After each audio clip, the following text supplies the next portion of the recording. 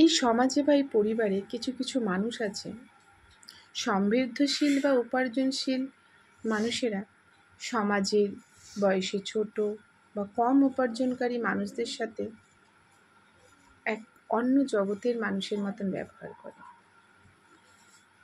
আমি বড়, তুমি ছোট, তোমার মতামতের আমার এখানে কোনো প্রয়োজন নেই। আমি বেশি টাকা উপার্জন করি, তুমি কম টাকা, তোমার ভ্যালু আমার কাছে নেই। ব্যাপারটা তা না, মন মানসিকতার ব্যাপার। ইয়ার্কির ছলনায় যে সমৃদ্ধশীল মানুষ ঠেস মেরে কথা বলা, টোন করে কথা বলা, মানে কিছু না কিছু কথা শোনাতেই হবে। জানি না কেন কি নিজেকে কতটা ভালো লাগে। যার টাকা কম তার কোনো দামই থাকে না, পরিবারের মধ্যেও থাকে না।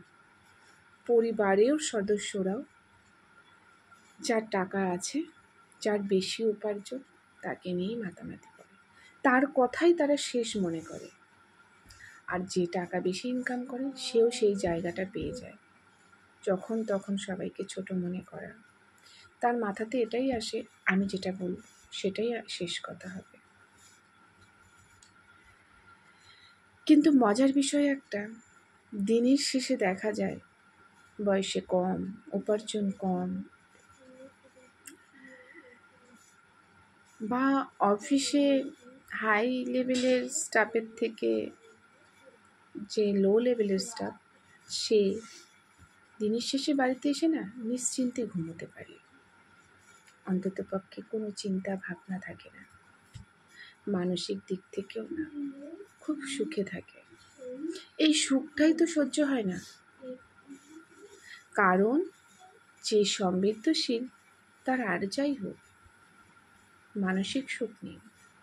তার জন্যই তো সে এটা করে, কারণ মানসিক সুখ সে সহ্য করতে পারে না। সে সবার মধ্যে একটা আননেসেসারি কষ্ট দিতে চায়, যেটা তার মোটেও ভালো লাগে না। তাই সে রাত্রে নিশ্চিন্তে ঘুমোতে পারে না। সে কোথাও না কোথাও তার চোখ দিয়ে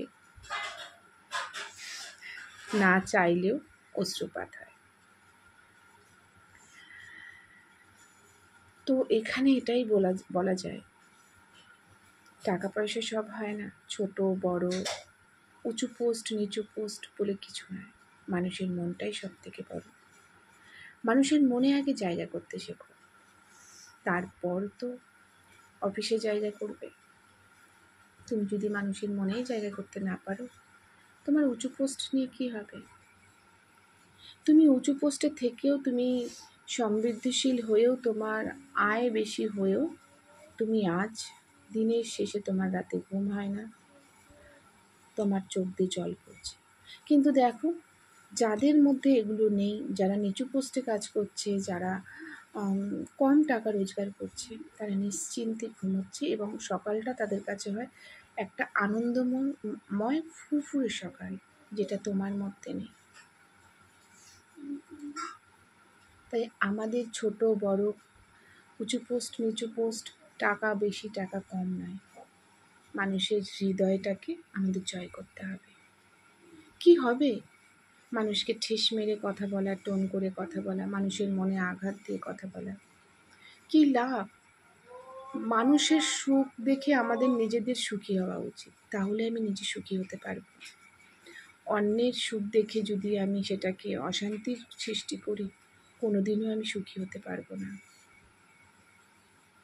তো চলো, যদি আমার এই গল্পটা ভালো লেগে থাকে, লাইক কমেন্ট শেয়ার করো।